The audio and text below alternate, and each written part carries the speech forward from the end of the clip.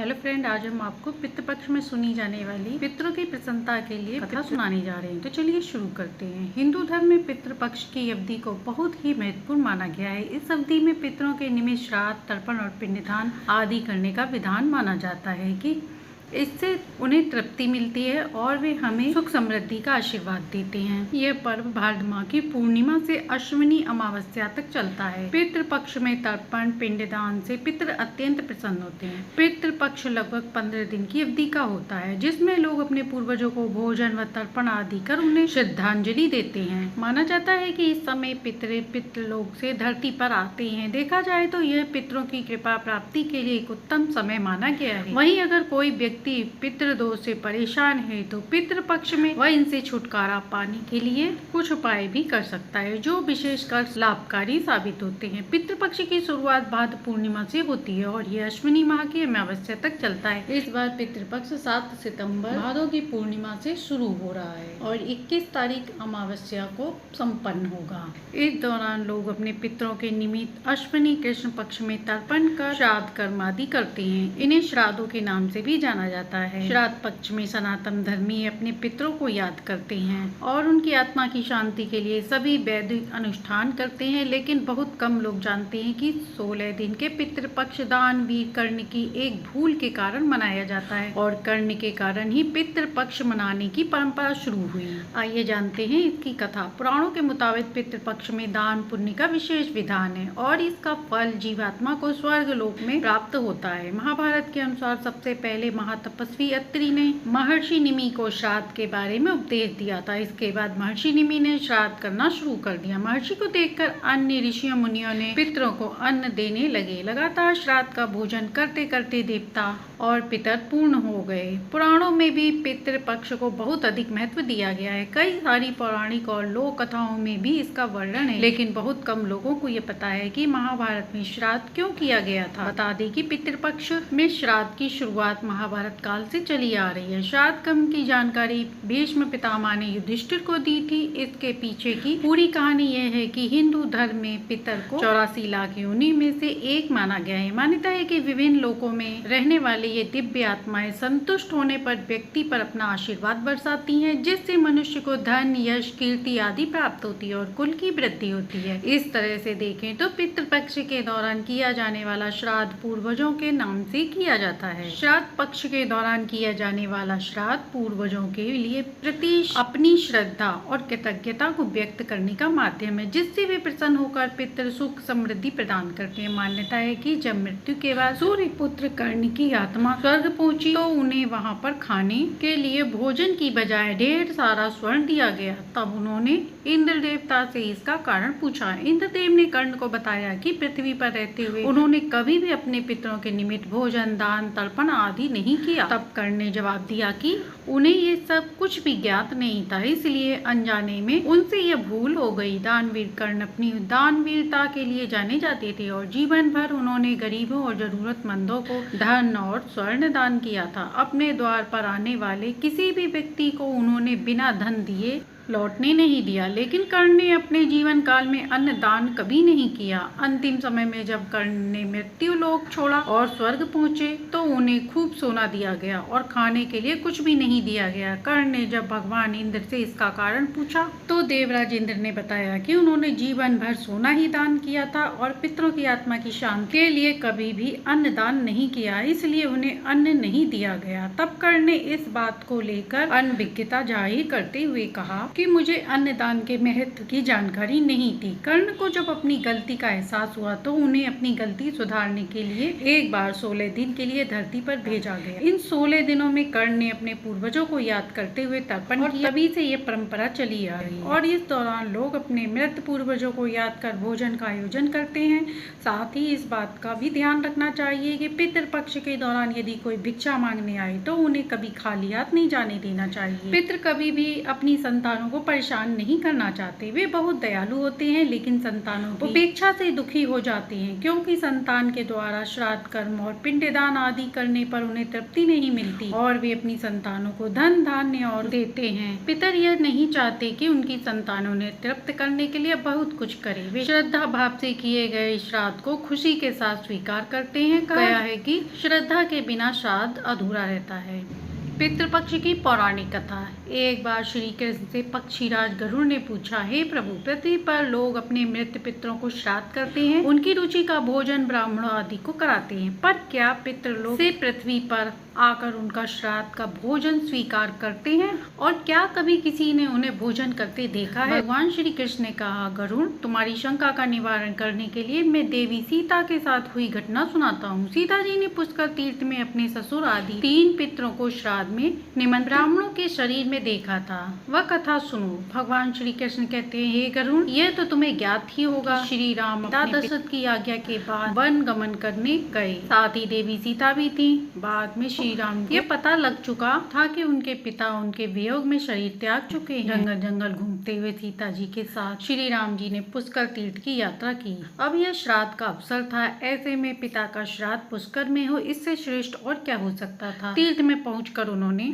श्राद्ध की तैयारियां शुरू की। श्री राम जी ने स्वयं ही विभिन्न शाक, फल एवं अन्य उचित खाद्य सामग्री एकत्रित की। जानकी जी ने भोजन तैयार किया। उन्होंने एक पके हुए फल को सिद्ध करके श्री राम जी के सामने उपस्थित किया। श्री राम जी ने ऋषियों और ब्राह्मणों को सम्मान सहित आमंत्रित किया। श्राद्ध कर्म में दीक्षित श्री राम जी की आज्ञा से स्वयं दीक्षित होकर सीता जी ने उस धर्म का सभ्य और उचित पालन किया और सारी तैयारियां संपन्न हो गईं। अब श्राद्ध में आने वाले ऋषियों और ब्राह्मणों की इच्छा थी। उस समय सूर्य आकाश मंडल के मध्यम पहुंच गए और उतुप मुहूर्त यानी दिन का 8वां मुहूर्त अथवा दोपहर हो गई। श्री राम जी ने जिन ऋषियों को निमंत्रित किया था वे सभी आ गए। श्री राम जी ने सभी ऋषियों और ब्राह्मणों का स्वागत और आदर सत्कार किया तथा भोजन करने के लिए आग्रह किया। ऋषियों और ब्राह्मणों को भोजन हेतु आसन ग्रहण करने के बाद जानकी अन्न परोसने के लिए वहां गयी।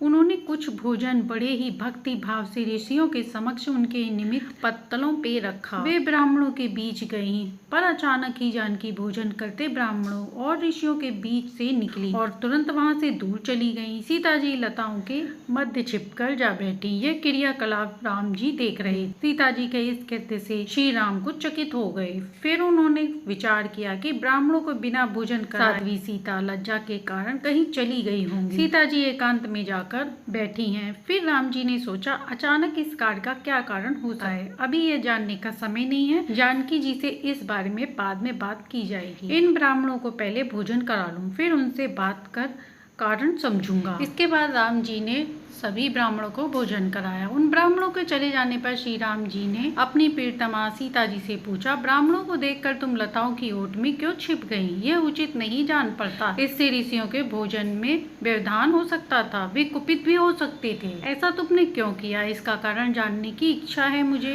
अविलंब मुझे बताओ। श्री राम जी के ऐसा कहने पर सीता जी मुंह नीचे करके सामने खड़ी हो गयी और अपने नेत्रों से आंसू बहाती हुई बोली, हे नाथ, मैंने यहाँ जिस प्रकार का आश्चर्य देखा है उसे आप सुने। इस श्राद्ध में उपस्थित ब्राह्मणों की अगली पात में मैंने 2 महापुरुषों को देखा जो राजा प्रतीत जैसे हो रहे थे। ऋषियों ब्राह्मणों के बीच सजे धजे राजा महाराजा जैसे महापुरुषों को देख मैं अचरज में थी। तभी मैंने आपके पिताश्री के दर्शन भी किए। वह भी सभी तरह के राजसी वस्त्रों और आभूषणों से सुशोभित थे। आपके पिता को देखकर मैं बिना बताए एकांत में चली आई थी। मुझे न केवल लज्जा का बोध हुआ वरन मेरे मन में विचार आया कि कुछ भी। तभी मैंने निर्णय लिया, हे प्रभु, पेड़ों की छाल और मृग चर्म धारण करके मैं अपने ससुर के सम्मुख कैसे जा सकती थी? मैं आपसे यह सत्य ही कह रही हूँ। अपने हाथ से राजा को मैं वह भोजन कैसे दे सकती थी जिसके दासों के भी दास कभी वैसा भोजन नहीं करते। मिट्टी और पत्तों आदि से बने पात्रों में उस अन्न को रखकर मैं उन्हें कैसे देती? मैं तो वही हूँ जो पहले सभी प्रकार के आभूषणों से सुशोभित थी और आपके पिताश्री मुझे वैसी ही स्थिति में देख चुके थे। आज मैं इस अवस्था में उनके सामने कैसे जाती? मुझे देखकर उनके मन को भी क्षोभ होता। मैं उनको क्षोभ में कैसे देख सकती? क्या यह कहीं से उचित होता? इस सब का कारण थे मैं लज्जा के कारण वहाँ से वापस चली आई और किसी की दृष्टि न पड़े इसलिए सघन लताओं में आ बैठी। गरुड़ जी बोले, हे भगवान, आपकी इस कथा से मेरी शंका का उचित निवारण हो गया कि श्राद्ध में पितृगण साक्षात प्रकट होते हैं और वे श्राद्ध का भोजन करने ब्राह्मणों में उपस्थित रहते हैं। एक समय की बात है, किसी नगर में एक सेठ सेठानी रहते थे। उनके एक बेटा और एक बेटी थी। सेठ की बेटी का नाम धोधाबाई था। सेठ सेठानी ने अपने बेटा बेटी का विवाह बड़े ही धूमधाम से किया था। सेठ सेठानी के घर में खूब धन दौलत थी। कुछ समय बाद सेठ सेठानी की मृत्यु हो गई। ऐसे ही समय व्यतीत हो रहा था। कुछ दिनों बाद धोधाबाई के पति की मृत्यु हो गई और वह विधवा हो गई। अब वह अपने भाई के घर ही रहती थी। इस बात से उसकी भाभी बहुत ही नाराज रहती थी। एक बार पितृपक्ष आया तो भाई अपनी पत्नी से बोला, मैं पितरों का तर्पण और पिंडदान करने के लिए गया जा रहा हूँ। ऐसा कहकर भाई वहाँ से चला गया। भाई के जाने के बाद ही भाभी ने अपनी ननद के लिए बाहर गांव में झोपड़ी डलवा दी और अब धोधाबाई अपने बच्चों के साथ झोपड़ी में रहने लगी। सुबह शाम भाई के घर जाकर घर का सारा काम करती। बदले में भाभी बचा कुचा बासी खाना दे देती। जब भी वह भाभी के घर जाती तो आटा छानने वाला कपड़ा लेकर जाती। घर आने पर उस कपड़े को पानी से धोकर चूल्हे पर चढ़ाकर उसको पकाकर बच्चों को दे देती थी। ऐसे ही समय व्यतीत हो रहा था। एक बार भाभी ने उसे कपड़ा ले जाते हुए देख लिया और भाभी ने कहा, बाई जी, आटा छानने वाला कपड़ा कहाँ ले जा रही हो? इसे यहीं छोड़ कर जाओ। उसने वैसा ही किया और उस दिन भाभी ने उसे बचा कुचा खाना भी नहीं दिया और बोली, कल आपकी माँ का श्राद्ध है, बिना बुलाए आना मत और आंगन में लगा हुआ पीपल का पेड़ हिल जाए तो आ जाना। ननद ने ये सब सुना और उसके बाद वह रोती हुई अपने घर आ गई।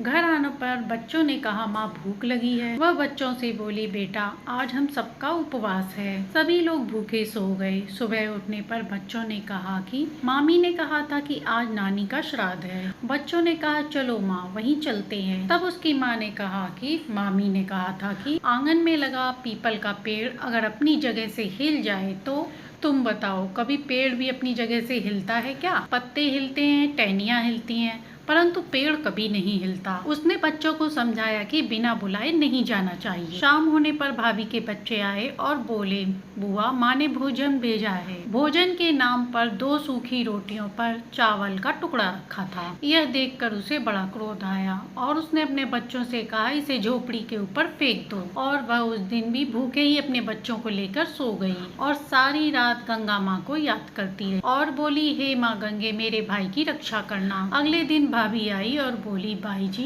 कल तुम्हारे पिता का श्राद्ध है, बिना बुलाए आना मत, लेकिन आंगन में पीपल का जो पेड़ है वो हिल जाए तो आ जाना। अगले दिन भी वह भाभी के घर भोजन करने नहीं गई। शाम को फिर उसके भतीजे आए और 2 सूखी रोटियां चावल के साथ देकर चले गए। उसने फिर वही दोनों रोटियां और चावल के टुकड़े झोपड़ी पर रख दिए और भूखे ही बच्चों को लेकर सो गई और सारी रात रोती रोती माँ गंगा से प्रार्थना करती रही। इसी तरह पितृपक्ष के 16 दिन व्यतीत हो गए। जब उसका भाई वापिस आया तो उसने देखा घर के आंगन में कीचड़ ही कीचड़ भरा पड़ा है। फिर उसने अपनी पत्नी से पूछा, ये कैसा कीचड़ भरा हुआ है और मेरी बहन और भांजे कहाँ हैं? तब उसकी पत्नी ने कहा कि श्राद्ध के पूरे 16 दिनों तक मैंने तुम्हारी बहन और भांजे के पैर कच्चे दूध से धोए हैं, इसलिए यहाँ पर कीचड़ हो रहा है। मैंने उनकी बहुत सेवा करी, फिर भी वह मुझसे नाराज होकर झोपड़ी बनाकर बाहर रह रही हैं। भाई वहाँ पहुँचा तो वहाँ जाकर उसने देखा कि वहाँ कोई झोपड़ी नहीं है। झोपड़ी की जगह वहाँ पर एक आलीशान महल बना हुआ है और उस आंगन में उसके भतीजे खेल रहे थे। उसने जाकर अपनी बहन से पूछा, बहन ये सब क्या है? तब उसने अपने भाई को सारी बात बताई और वह बोली कि भाई, जो तेरे आंगन में कीचड़ है वह कच्चे दूध से नहीं, भाभी के व्यवहार से और जो दिन रात मैं रोती रही उन आंसुओं का कीचड़ है। माता पिता के श्राद्ध पर भाभी ने कहा था कि पीपल का पेड़ हिल जाए तभी आना, बिना बुलाए मत आना। पीपल का पेड़ हिला नहीं तो हम गए नहीं और शाम को उन्होंने 2 रोटी चावल भिजवाई, जिसे गुस्से में मैंने झोपड़ी के ऊपर रखवा दिया। माता पिता की आशीर्वाद, तेरे प्यार और गंगा माता की कृपा से ये सूखी रोटियां सोने में और चावल हीरे मोती में बदल गए और इसी के प्रभाव से ये सब हुआ है। भाई ने जब ये सब सुना तो अपनी पत्नी की गलती के लिए उसने क्षमा मांगी और घर चलने को कहा तो बहन ने कहा, भाई, गंगा मैया ने तेरी रक्षा करी, तू हमारी रक्षा करेगा, लेकिन अब हम यही रहेंगे। भाई ने पितरों को याद कर करते हुए कहा, जैसे मेरे बहन और भांजों की रक्षा करी, उनके दुख को काटे, ऐसे ही अपनी कथा कहानी कहते सुनते सभी के दुखों को हरना, सबकी रक्षा करना। कहानी को कहने वाले, सुनने वाले और हुंकार भरने वाले सभी पर अपनी कृपा बनाए रखना। तो प्रेम से बोलिए भगवान श्री हरि की जय। तो ये थी पितृपक्ष में सुनी जाने वाली संपूर्ण कहानियाँ। इन्हें 16 दिनों तक सुनने से पितृ लोगों की कृपा प्राप्त होती है। यदि हमारी कहानी पसंद आई हो तो लाइक सब्सक्राइब करें।